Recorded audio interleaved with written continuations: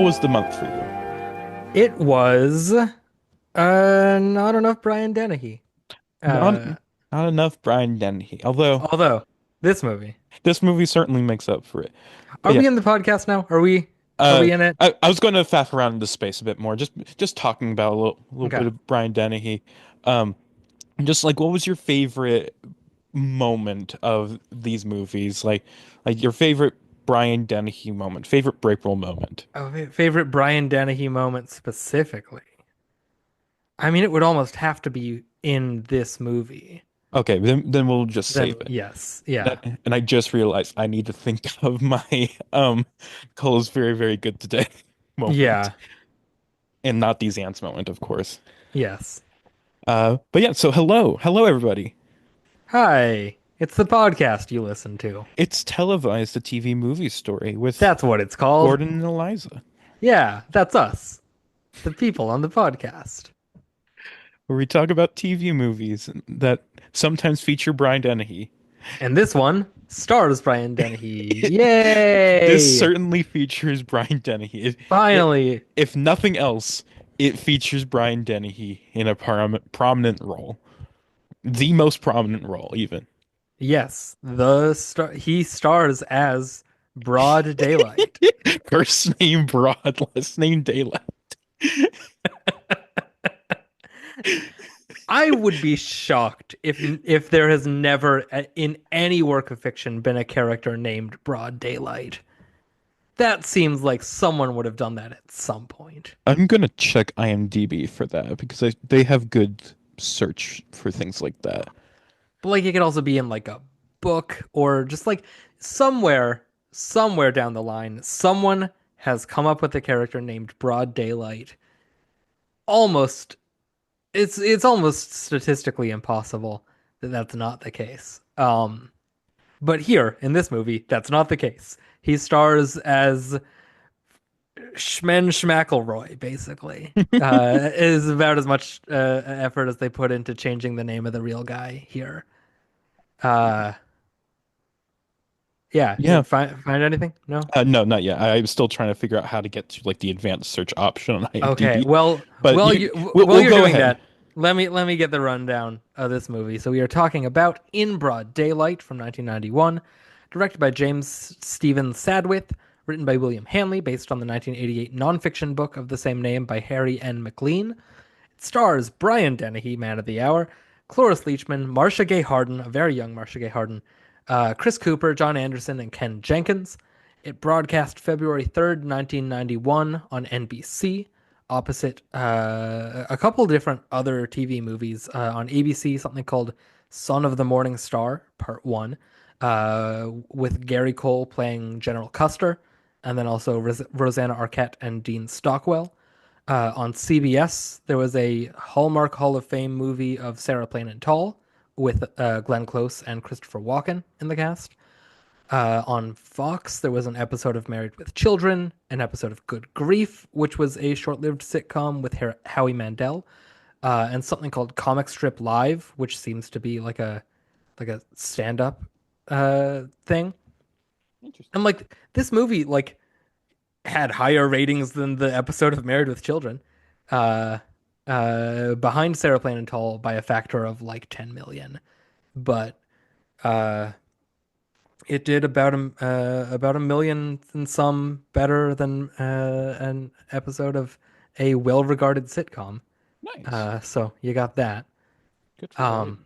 yeah, and that is the rundown for this movie. We'll talk more about the true story that this is based on. I don't know if you looked into any of the details of that. It seems mostly kind of faithful to like the major details while Yeah. leaving out some like minor things here and there. But I did a brief bit of research, by which I mean I watched the BuzzFeed Unsolved video Okay. and looked through the Wikipedia page. Yeah. Uh, I considered watching the BuzzFeed Unsolved video. I saw that on the Wikipedia article, but it's like I was just like, nah, I don't need to. Uh, Yeah, I'd seen it before also. I was aware, I don't know if you well, this can be a starting off point. I don't know if you had heard Had you heard at all of Ken McElroy and this Uh, instance, this true crime story? no, not at all. I had never heard this story before. I Okay. was certainly fascinated. Yeah, I knew of it before I had seen the BuzzFeed Unsolved. It was one of those like at some point I remember either some article or just like falling into a Wikipedia rabbit hole and just finding a story of, hey, this just like town bully, absolute just like bastard of a man shot dead in the street by his community who covered it up and all in some way or another refused to talk to authorities and said that like they plausible deniability. They're like, oh, I didn't see who shot him. I was, ducking away. I didn't see the guy. And for, now 40 plus years on, nobody has still ever been named as an official culprit of this murder. And that is the story that swept the nation that was then obviously turned into this movie. But yeah, it's an interesting little case of a community pushed to its limits. And I I just want to say, in terms of my search for characters named Broad Daylight, IMDb only had one result, and it was for a podcast that featured Harry McLean as self-author of In Broad Daylight. So I So don't think no, that, yes. no, Okay. we don't have that. Well, when we write our script, we can write a character named Broad Daylight.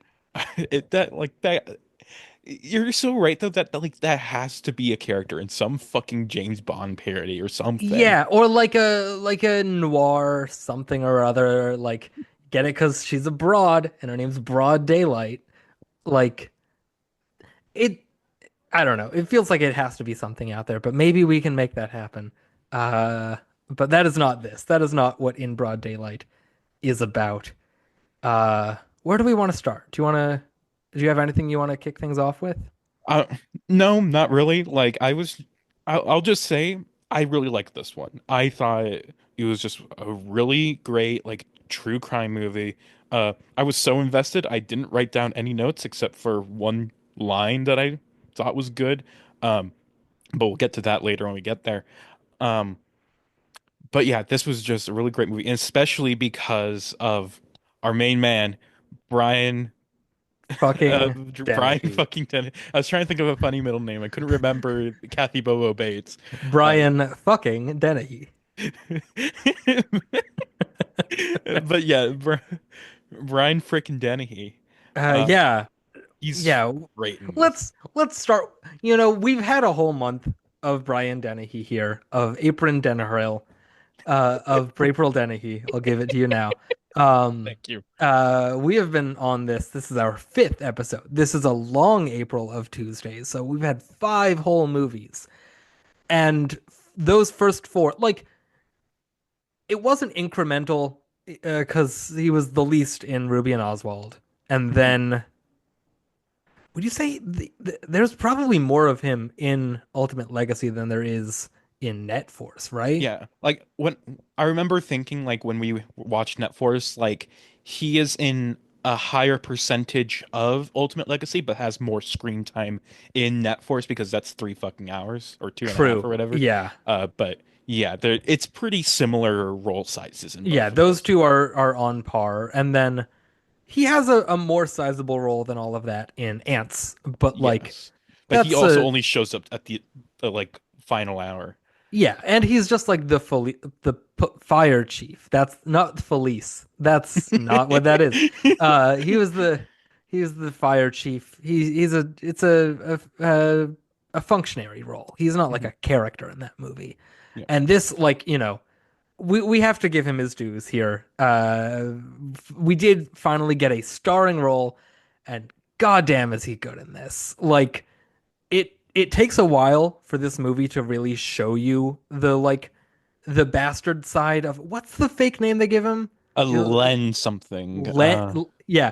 Oh yeah, because the real guy's name was Ken, and so this one is Len. His real wife was Adina, so they name her Trina. the grocery store guy that he shoots was Wes Westerman, or no, was Bo Bowenkamp. So in this, he's Wes Westerman. Like, Stupid fucking name. yeah, they're really like, Len uh, Rowan is the yes, fake name. Len Rowan is their Ken McElroy, and it takes a good deal into the movie to the point that I was worried at first that like, oh, we're getting a lot of like his wife and his kids being like difficult. Is this movie going to like shirk some of the awfulness of this guy? But no, it like it's slow going, but once he does kick into full just like psychopath, sociopath, Hmm. like just like town bully bastard mode, it is that for the rest of the movie. It is unhinged in all the ways you want this character, this I mean not character, real man. You want this portrayal to be, and he doesn't make it in any way goofy or like stagey. Like this is just full on really just getting into the bones of this man. Just a very despicable guy. And like going on with your point, it's like in that first half of the movie, I was just thinking it's like, oh wow, this guy like Brian Dennehy is like incredibly charming in this role. Like when that first scene, not first scene, but when after Marcia Gay Harden goes into the shop and like yells at the clerk about calling her son a thief, Brian Dennehy then comes in and is like he's more tries to be more amicable, but then Cloris Leachman is just cold to him and he just kind of kindly walks out and it's just like, oh, it's this kind of performance. But then no, he's full on fucking evil guy. And Yeah. it's amazing. Like just amazing to watch him like be a master at work. Yeah. Not to like just parrot back things that are said in that BuzzFeed Unsolved video, but like it is a point to bring up for sure that like there is a charm to this man because he was a manipulator. Like the Marcia Gay Harden character, who was like his fifth wife, I think. The movie even like fudges the numbers to make it more like it. He met her and started like quote unquote dating her or getting with her when he was 35 and she was 12. And Hmm. she had their first kid when she was 14. And the movie says 15 to make it so like not like if you were watching this movie and they said 12, you wouldn't believe it. But like she's still, she died like 10 some years ago and she still was like defending his legacy all those years later Hmm. because she was groomed and she was manipulated. And like that is a side to this man that like she his children and his wife or wives, I don't know how many others of them have spoken about him, but like talked about him as a kind man, which he wasn't, but he got that in their heads, and like that is a side that this movie very easily could have just sort of written off and just been like, oh, he's just a bastard through and through and he's evil and he's beating on them and he's mean to them and all this stuff, but like it gets at that side of him grooming and manipulating the people close to him uh in order to like build up this power because he's a just a man who wanted power in any way he could, Hmm. and that meant a lot of terrible shit. And like, props to this movie for getting at that side of him and making him a more complicated character than just your like bully, Yeah. just a bully. Yeah, like the first time we really see him in this movie is him holding his child singing Itsy Bitsy Spider. Yeah, like a lesser version of this movie. And I still have my issues here and there with this movie, but like I think it's solid. But a Mhm. lesser version of this movie would not give you that moment. That's the essentially the first thing you see of him after like he's stealing some hogs at the in the very beginning. Like it is giving you that and then forcing you to reckon that with everything else you see going forward, and it makes this a much more interesting character study of this just like despicable figure Mhm. because you know that he has that there is more to him that is still born of evil. Oh yeah, It's but great. And Dennehy's great. great. Like to bring it back to Dennehy, like he is so slimy in this movie. Mhm. Like there's a scene with one of my favorite moments. It might actually be my excellent cola to bring back that segment that we are making a recurring thing. Uh, After he has shot the grocery clerk at point blank range in the neck with a shotgun, who he did survive somehow miraculously. Um, there's like a whole car chase sequence, kind of. That's not really a car chase, but like he is fleeing, and Chris Cooper is going after him as this cop, and he finally pulls him over. And the way he just steps out of the car and goes, "What happened? I run a red light," is like, oh, you just want to sucker punch this guy for being Mhm. so in control at all times, no matter how much he has lost, no matter how much everyone is against him. This is a man in control, and it's terrifying. And Yeah. Dennehy does that so well. Yeah, like just like one of the main like parts of this movie is just the fact how like for most of the time he is not breaking any of the laws. He is just being in a public place, intimidating you, just standing right outside your home, but not on your property. And it's like he's it's that kind of character where he's just calculating every single one of his moves to make him like get off so easy, but still ruin your fucking life. Yeah, I mean that's what this guy would do. He would like sit just in his truck outside of people's houses night after night with his shotgun, sometimes firing it into the air.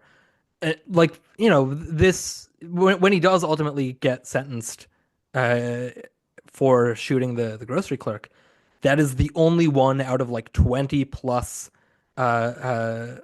arrests and like times that he was brought to trial that he was ever uh, uh Convicted. like yeah convicted of anything, because he would just intimidate people. Or the other thing, and like when they get into it in this movie, is so just like jarring, is that with Marcia Gay, with his latest wife, and I think with other wives as well, there's like a whole the like that alone could be its own story, where he was 35, she was 12. He brought her to come live with him while he was also living with another woman and married to a third woman. And She, like, got fed up with that and tried to run away with the other woman. And so he burned her parents' house to the ground and shot their dog, and then divorced his wife and married her so that she couldn't be a witness against him for the child molestation charges, because she was the only witness to it. And he forced her to marry him. And like, just, I mean, like, I'm talking about all of this like it's some like, plot point of this movie, but this is a real thing this guy really did. Yeah. And you have to have like all of this to say that Dennehy's performance never goes too far with this character, never makes him too cartoonishly evil that you forget that you're talking about a real person who did terrible things in real life for Mhm. decades to everyone around him, everyone in his life. Like his as much as some of this can get like uh, dramatized for the sake of making a movie, like he never goes so far over the top that you forget that this is a true story about some terrible shit. Yeah.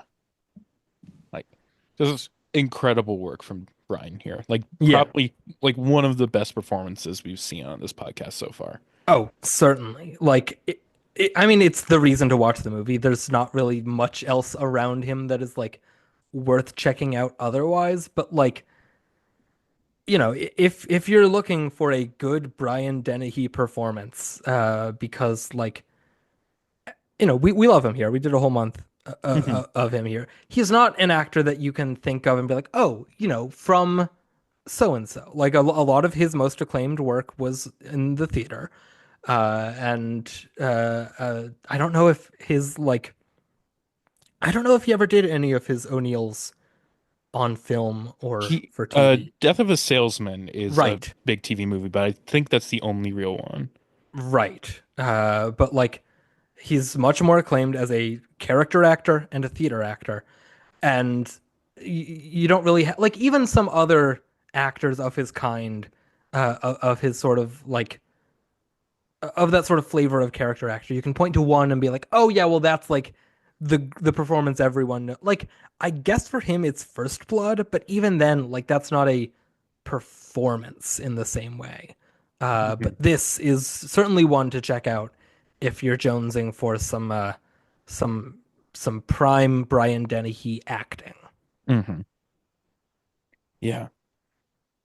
Yeah, Anyway, like let's get to the rest of this movie. yeah. Well, one more thing I wanted to Okay. mention, just to go back to an earlier point about the control he has. His death scene is so, and again, bringing stuff up from the BuzzFeed Unsolved video, because he's sitting in his truck, surrounded by the like 60 plus uh, uh, townsfolk, uh, and one of the things they talked about in the video was like, uh, what must he have been thinking about in those final moments, and how like he was probably somebody that knew this was coming, that knew that it was only a matter of time before everything, like before he got back to himself, basically, before Mhm. it all came back.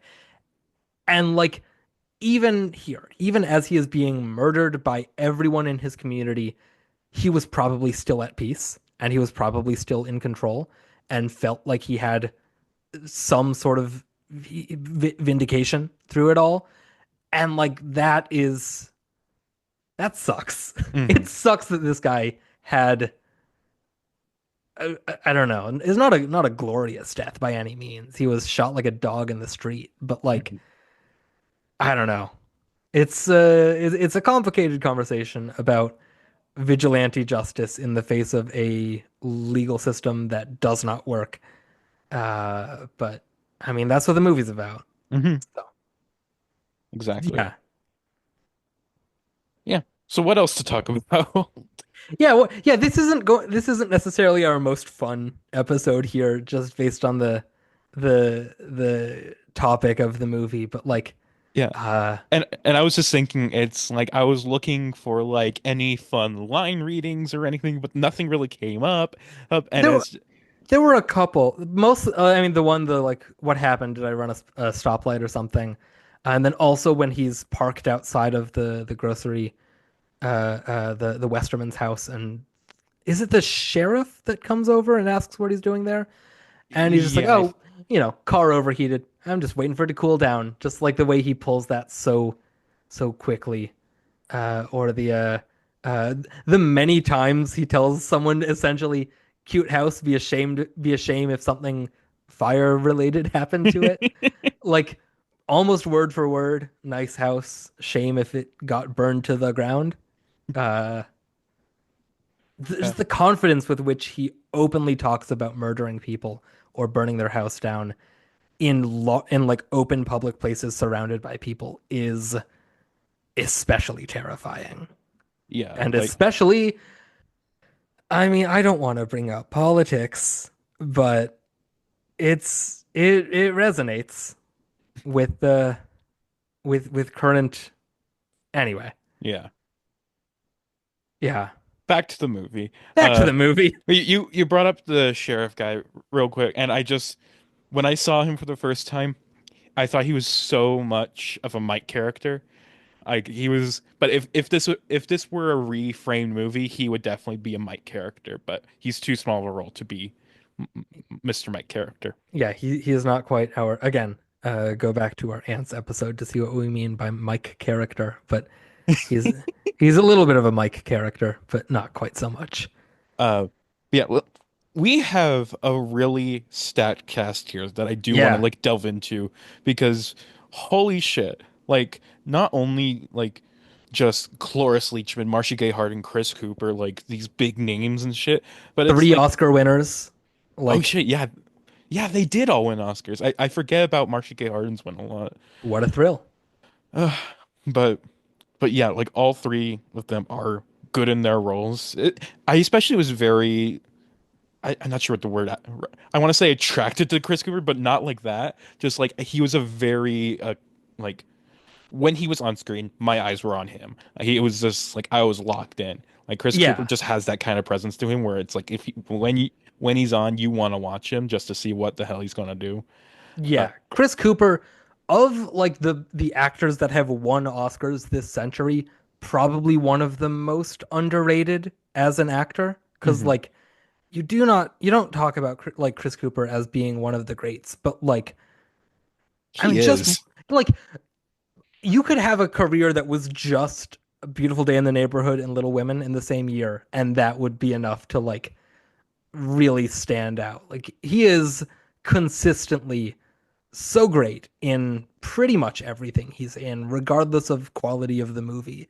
And it's nice to see him here, like pre anything I would have known him for. Like I can't think of a movie I have even seen that he's in before American Beauty. Like what else would he have even done at this point? I'm gonna look this up if you Yeah. wanna. I was about to say it's like I know like there was Oh, he was in Lonesome Dove, apparently. yeah, it's just like The a Matawan. Yes, I remembered that movie he was in. Right, right. Um, he had been in This Boy's Life, apparently. Oh, he's in Lone Star, right? But that's after this. Like Yeah. This Boy's Life is also after this. Yeah, but this is the same year as Guilty by Suspicion, Thousand Pieces of Gold, and City of Hope, none of which are movies I've heard of. Uh, But yeah, like but Matawan was like this big indie hit that really put him yeah, on the map and stuff. And then so he was immediately getting like some of these more major supporting roles, and he just kind of stayed in that lane. And then of course eventually, became a big supporting actor with American Beauty and getting Oscar nominations and stuff. And then it's just like he became like the guy. yeah. Ooh, this is an interesting cast. There's a movie that he's in that's coming out this year Uh, called Everything's Going to Be Great, directed by, is this director anybody? John S. Baird. Oh, he directed Stan and Ollie. He directed Oh, Filth, Tetris. Tetris. But Bryan Cranston, Allison Janney, Simon Rex. The main guy is oh, it's a kid who's in like Haunting of Bly Manor. And The smart family must navigate oversized dreams, identity struggles, and regional theater in this warmly observant family comedy. that might be something. It might not be. You never know. But I mean, Cranston, Janney Cooper. It's an American Beauty reunion with Janney oh there. yeah, she was in that. She's That's his wife. I always forget she's in that. I Yeah. it's like outside of West Wing, I never remember what Janny's in at that time period. Yeah, I there's a lot of things that she will pop up and I'll be like, "Oh, Allison Janney. like I Hey always there." forget that she's in like The Hours too. Right. The Right. Hours as well, I should say, not a sequel to The The Hours Hours. too. Uh no, no, she's in a bunch. She's in Big Night. I forgot about that. She's in Wolf, Walking and Talking, The Ice Storm, Primary Colors, Six Yeah, Days, like all Seven these Nights, fucking 10 movies. Things I Hate About You, I can never Finding forget her Nemo. in 10 Things I Hate About You. She is a gem in that movie. She's the starfish in Finding Nemo in the aquarium. Hmm. The dentist's office, which I have gone back since finding that out. I cannot hear it. I do not hear Allison Janney in that squeaky voice she's doing. Hmm. Uh, get her back in Pixar. Has she done? She may have actually done other Pixar. She was in Uh, Finding Dory. well, that doesn't count because it's the like. Why do I remember this about Finding Dory? It's a post credits thing where all of the aquarium fish are still in the take home bags, She's just like also in Minions. not Pixar. Not Pixar, but an animated But movie. it is, yes, no, it is voice acting for her at least. And The Addams Family 2019. Sure. And to Leslie. To Leslie. There you go.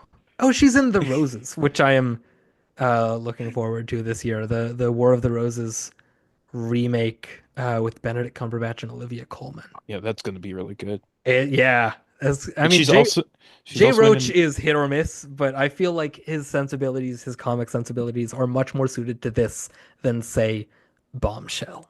yeah, which Allison Janney was also in. Yes, right, right. To Uh, Leslie, thanks for everything. Julie Newmar. there you go.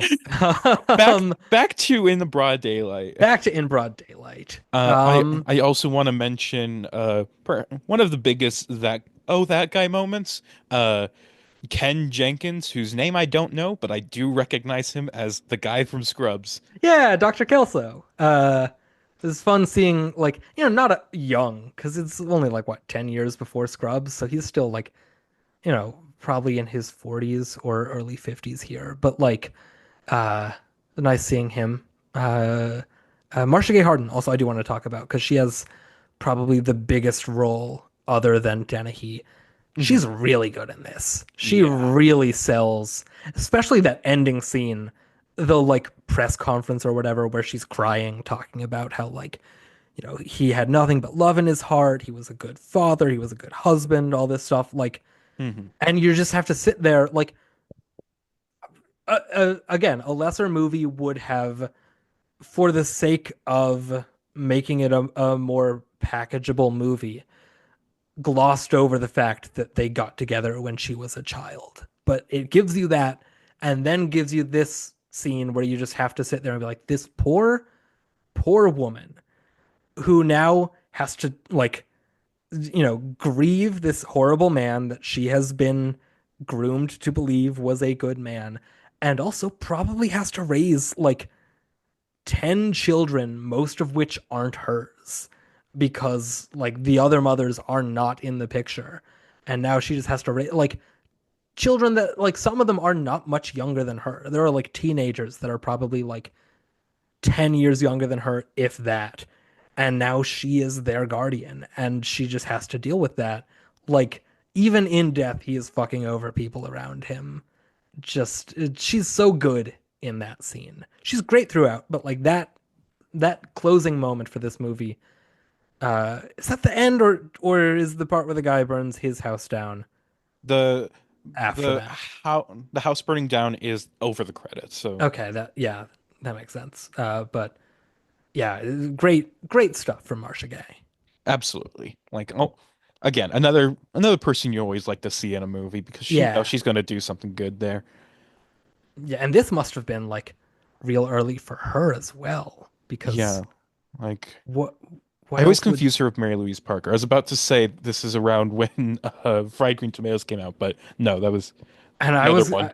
and I was gonna go into a Melissa Leo thing. I was gonna say she was on Homicide, but that was Melissa Leo, and I should know She, that because I've been watching Homicide. but she was in Miller's Crossing apparently. Did not remember Oh her right, being in yeah, that. she's the love interest. She's Turturro's sister, who's the like the on off thing with Gabriel Byrne. But yeah, Right. but yeah, I this didn't is realize that was her first movie. yeah, and I There you go. think like she was also I forget when Angels in America was on Broadway, but she was about to be in Right. that, I think, at this Right. time. Speaking of character names like Broad Daylight, this same year she's in a movie called Late for Dinner, where she plays a character named Joy Husband. I thought you were going to say her name was Late for Dinner. No, no, Joy Husband is that's a great name. Joy It's a great character name. Joy Husband. Oh, and she's apparently Ava Gardner in the Sinatra miniseries, I think it is. Yeah, Oh, miniseries. where is that on? Is that on the TV? That would make sense because you said miniseries. I was Uh, just looking at Letterboxd, just yeah, sorted by earliest first, but yeah, 4 episode miniseries. We can't cover it. Sorry. yeah, 250 minutes. That is, but we can do the Rat Pack, which she isn't in, Yes. but Sinatra is. As oh, she was in an episode of Homicide. Which Good I for her. have I seen that one yet? I guess not. I guess I haven't gotten to that one, or maybe I'm just about to. But Mhm. uh, But yeah, it's yeah, still a while before we get Spitfire Grill, Day Trippers, First Wives Club. It's like this is very early, very early gay. yeah. very, very early. Marcia Gay Harden. Marcia Gay Harden. Hardin Gay Marcia. There you go. That's nothing. Uh, Uh, okay. yes. We've run out Sorry, of I'm just cast members to really talk about, yeah, unless because you. unfortunately, Cloris Leachman is not given much to do here, which is a shame. Because I mean, also always love some Cloris Leachman, but she does not have really much to do in this, which is a shame. Yeah, she's just there at the start, really, to tell off Marcia Gay Harden, and then she kind of disappears in the background when her husband gets shot. Yeah, I like, ultimately, I thought this movie was fine. Dennehy was great. Marcia Gay Harden was very good. I think I mean, this story kind of has to have a lot of focus put on everyone else around him while he's not there because you what ultimately happens, I know we mentioned it, but like he he shoots this grocery clerk in the neck at point blank range with a shotgun, goes to trial. While the trial is ongoing, the judge, I think, or the whoever was running the trial, like switched over. Someone else took the job because the old one left, maybe due to intimidation. And he successfully prosecuted McElroy and got him like $40,000 bail and 2 year sentence, which either he didn't serve or it didn't come to pass because I think he there was paid the bail or something. yeah, but like he still didn't. The trial did never completed because there Oh, was a lot of extensions. His lawyer was very good at obviously getting him off for all of the other like 20 times that he was charged. But like Virgil there, Teague. yes, there were a lot of extensions and just like McElroy and co. doing their best to intimidate everyone, intimidate the sheriff, intimidate any witnesses, to either the shooting or the talking openly about how he's going to shoot him again and kill him this time. Uh, but then law enforcement proved to be no help and could not put this man in jail. When they finally did prosecute him, they still got it was second degree assault for intent to harm, even though he shot him at point blank range with a shotgun in the neck. I think that was more than intent to harm. Uh, but Yeah. that it all comes down to this, and so this night of I mean, I don't need to know the exact date. I don't know why I was going to Wikipedia for that. But after all this, all of the townsfolk like got together at a bar, and were just like, basically like, what do we do about Ken McElroy? And I think like even like the sheriff or the mayor or someone suggested neighborhood watch, which like when your law enforcement is suggesting that, that's when things are really getting unmanageable. Hmm. So around that time, McElroy and his wife went to a bar down the street, and word got to this party that, hey, he's back in town and he's here.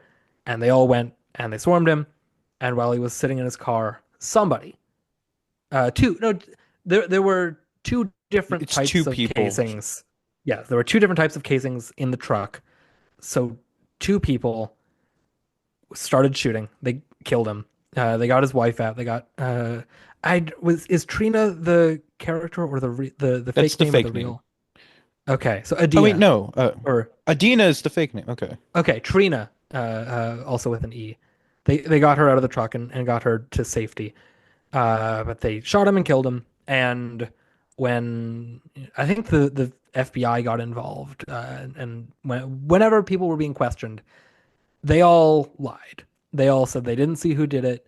Uh, Only one person was ever named, I think, by Trina, and he like denied it, obviously, and nobody else stepped forward. So yeah, I mean it is a striking case of vigilante justice, and I don't remember why I started talking specifically about this side of things, other than just to like lay the groundwork some more for like what actually happened here. Um, but Yeah, just oh no, talking yeah, that. as to why the rest of the movie is so much about everyone else, because you have to have that bubbling unrest of everyone being so terrified of him, uh, on all accounts of him just being a thief and a bully and an abuser and all of this stuff and an intimidator and a would-be murderer.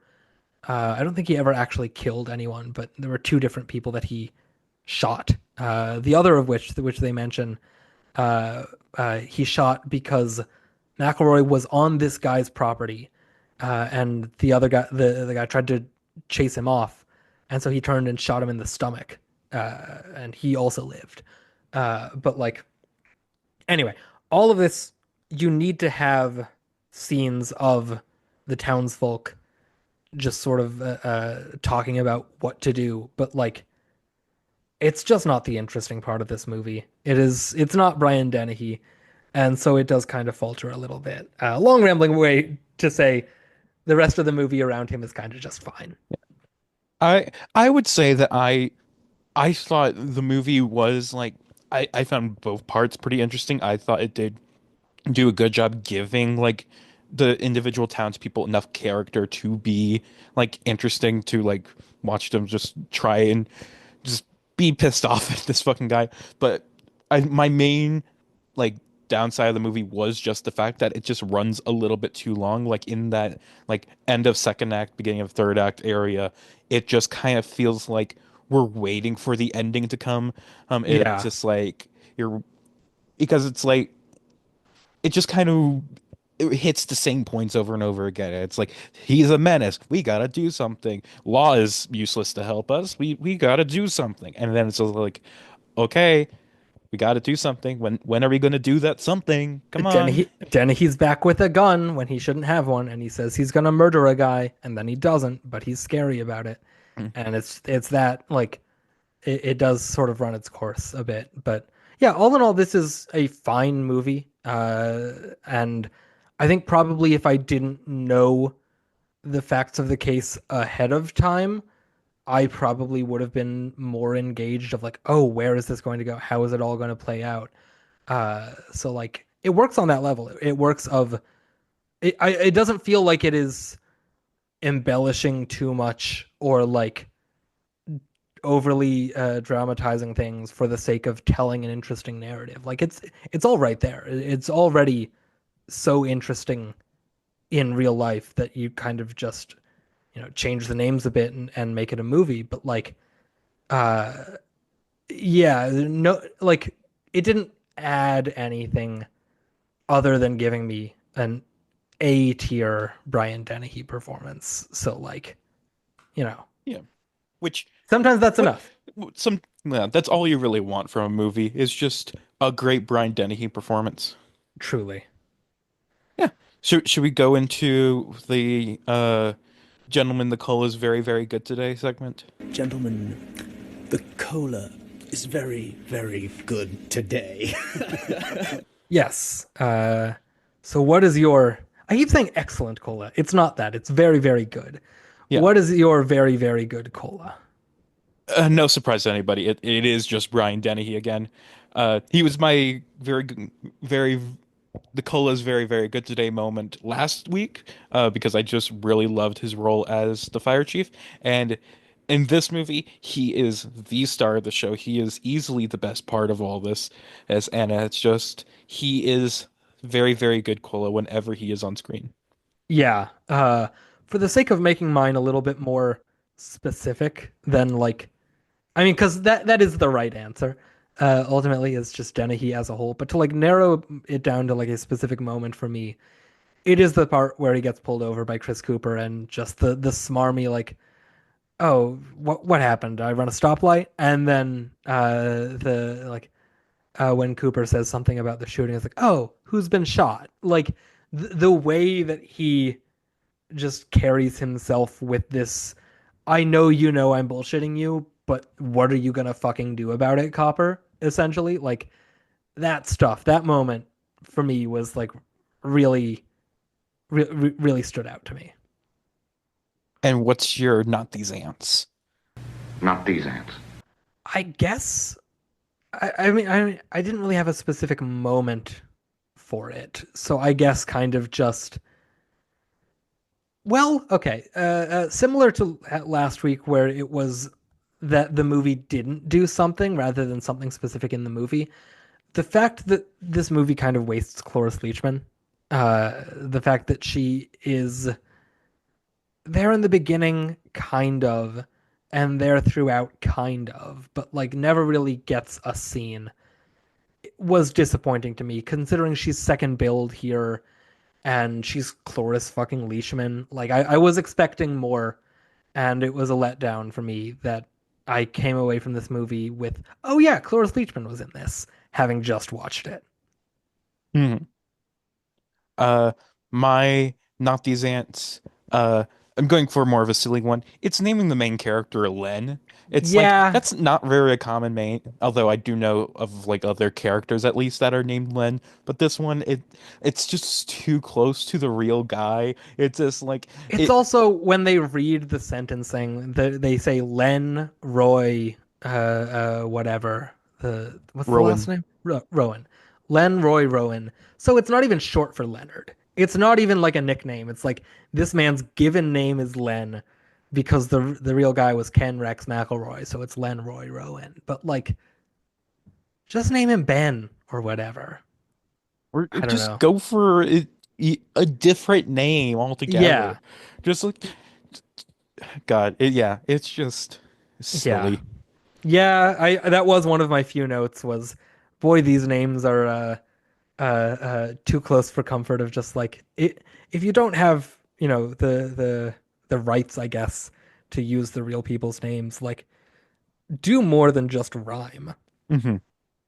And Again, he is kind of Schman Schmackelroy in this. Schmeckle. But yeah, and also the name Wes Westerman, Yeah, stupid. because Like it's Bo Bowenkamp. I mean, it's a nickname. Is like his name was like Eugene or something, and Bo is a nickname because of the last name. But like we don't even get what Wes Westerman's real name is in this. So like as far as we know, that's just his regular whole given Christian name is Wes Westerman.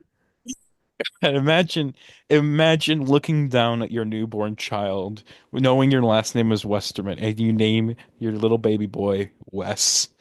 Wes Westerman. Wes Westerman. Wes Westerman. But what if it was instead West Westerman? West Westerman. Yeah, instead of Wes Westerman, it's Wes Westerman. What if it West was man? Westerman. What if it was Man Arrest? What? That's nothing. What? Um, I don't know. But Uh, we are just faffing about here. yes. One last thing before we get to the ending of the month here. Just on the Wikipedia page for Ken McElroy, the subheader in popular culture mentions this, mentions the BuzzFeed Unsolved thing, mentions a documentary. There was a one-man play apparently of it, but also the Ben Gazzara character in Roadhouse was apparently loosely based on Ken McElroy. Citation needed, but yeah, like I don't know if I have actually said this to anyone, hot take maybe out loud, but Ben Gazzara should have been Oscar nominated for Roadhouse. He is so good in that movie. I do not remember the movie Roadhouse. I know I have seen it. I know I didn't like it, but I could not tell you a thing about it besides Patrick Swayze is in it. One thing I could tell you about it is that Sam Elliott is so fucking hot in Okay. that movie. I Like, trust you. yeah, Sam Elliott in that movie just like incredible, incredible stuff. Uh, but that's neither here nor there. Let's talk about May. Next month? Oh, it's so funny that you ask, Gordon, because the theme for next month is me. As in, I get to pick the movies. Me Yeah, and me alone. it's Eliza month here at this podcast. Because my birthday is, when you're listening to us, it is going to be next week. It's going to be next Monday. So we There won't you have an go. episode on my birthday, but pretty close. The day after. You know Uh, what I realized, and I also don't think I've brought up to you about this situation we've got here. what's that? So your birthday's in May, Yes. so you get to pick all of May, and my birthday's in November, so I get to pick all of the episodes of November. That's 6 months apart. We we are born spaced out enough that it splits the calendar in half. So we get to do this Every 6 months. equidistant to each other, which is pretty Fun. cool, I Yeah, think. a funny little coincidence. Yeah.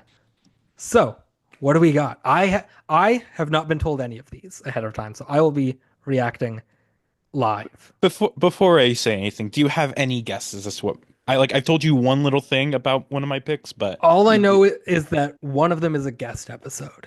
Uh, yes, and I'm gonna guess that that is maybe Kristoff, and so maybe World on a Wire? we'll see if you're right. We'll see. Um, That's the only one that I remember Kristoff having picked from the list you have there.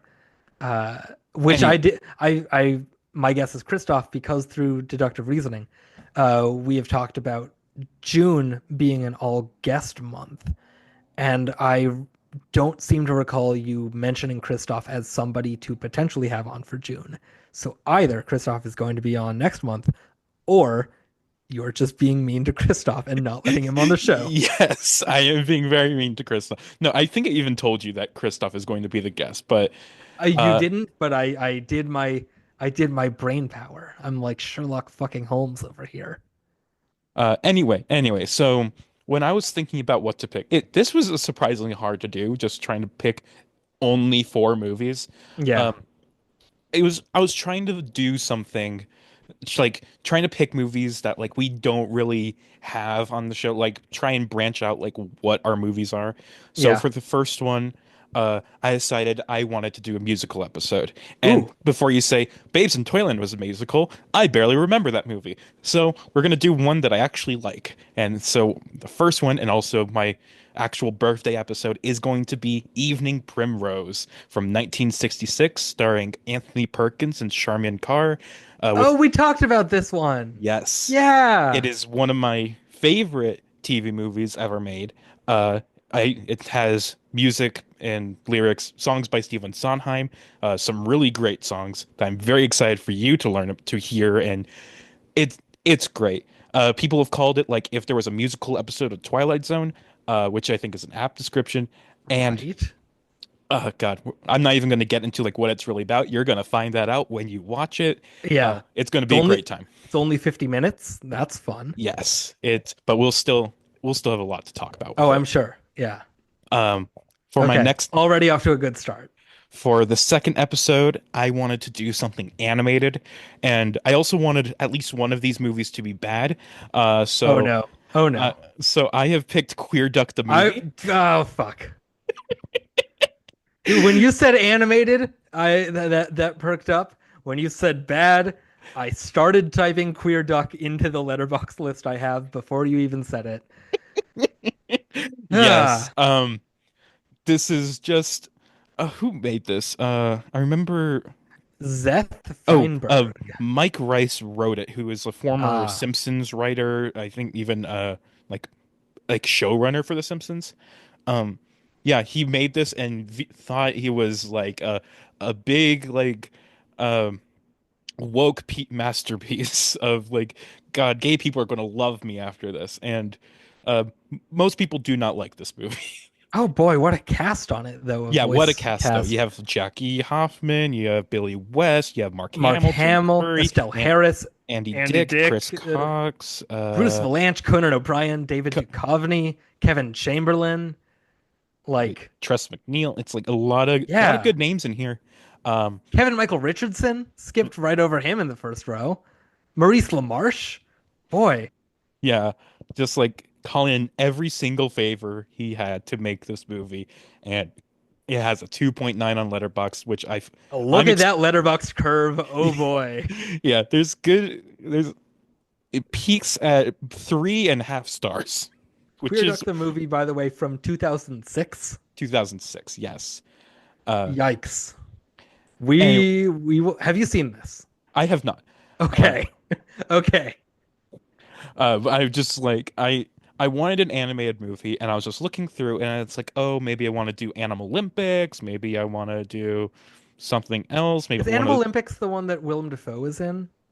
maybe I don't know who's in it. It's from like 1982 or Okay, whatever. then no. There's one from like 2000 something that is like Willem Dafoe and I think maybe Queen Latifah and like two or three other people as like zoo animals that do a around the world trip in the hey, Madagascar was a thing. What else can we do? Is that the Wild you're thinking of? No, it's a TV movie. Okay. Okay. Keep talking while I find Anyway, this. I'll move on to our third movie. Uh, this one isn't really different from anything because this is like a true crime movie that like I we've love done a that. lot of those. Uh, but this one star is has an Emmy-winning lead actress performance from Holly Hunter in The Positively True Adventures of the Yes! Alleged Texas Cheerleader Murdering Mom, Oh, which fuck yeah. I don't know much about this movie. I just know Holly Hunter is in it and it seems great. Oh, I know that title. You could never make me forget that title. Um, Which one of the best titles I've seen as well. yeah. By the way, I found the movie I was thinking of. It's called Globe Hunters and Around the World in 80 Days Adventure. Willem Dafoe. Chaka Khan is the one I was thinking of. Sid Shaka Caesar, Khan. Carl Reiner, uh, some other people. Uh, Yeah. it's a Nickelodeon uh, animated thing. Globe Hunters, Animal Olympics, they're both about animals. You can see my confusion, but hell yeah, Eh, Positively True Adventures of the Alleged Alleged Texas Texas cheerleader Cheerleader murdering Murdering mom. Mom. Yeah, Holly Hunter, Bo Bridges, Woosie Kurtz, lots of great people in here. It's a pretty, from what I know about it, it was a pretty popular TV movie at the time. I think we're gonna have a good time with this one. Is that our first Emmy-winning performance? I believe so. I know like Gia was Emmy nominated, but Yes, and she Gia was did not nominated win. for acting. Late Shift was nominated for acting, but like Kathy won the Globe and the SAG, but Yeah, not the Emmy. yeah. Yeah, this is, I'm pretty sure, our first Emmy winning performance. So Which that's fun. that is fun. And my fourth movie of the month, uh, I decided I wanted something not in English, and then I thought this would be the perfect time to do a guest spot because I want some friends on the show. And also we've had people DMing us about like, hey, when are you guys gonna do guest spots on this? Because you got a list of all these different people for guest spots, and then we haven't invited any of them on yet. So I decided to kick it off with Christoph, who was a freaking guest on my podcast, is a freaking guest on your podcast, and I picked one of the movies that uh I one of the few movies that he suggested that I have actually seen and also really like. It's Das Millionspiel or The Million Game. It's 1970 German movie. It's basically like The Running Man except Ooh, German, and before that, where it's like about a game show where there's a one guy tries to escape people who are trying to kill him, essentially. And it ooh, is like a game show. You have like a TV host and shit. It's like it's a good time. I mean, I know you're going to like this movie, Gordon. this seems right up my alley. I like that a lot. Okay, good. I am looking forward to May. Those are four. Those are going Four to be four movies. interesting episodes. One way or the other. But yeah, Evening Primrose, Queer Duck the movie, The Positively True Adventures of the Alleged Texas Cheerleader Murdering Mom, and then The Million Game. Hell yeah, I that's think fun. this is That's going a to be a fun fun time. set. Um, I'm excited for those. I have seen none of these, so I am very much looking forward to those. Excited to have our first guest. Excited to talk with Christoph Yeah. about that and about TV movies in general. Hmm. Excited for Anthony Perkins, Holly Hunter. Yeah, Conan O'Brien as himself in Queer Duck the movie. there you go. Animated Conan. There Uh, you fucking go. yeah, I'm really happy with my picks. And Yeah. yeah, any final notes, Gordon, before we end off this episode? Um. Happy first apron Dennehypril. to you and yours. Happy end of Brapril Dennehy to all of you out there in the world. The first of many. First We will. of many. Yes. Bye bye.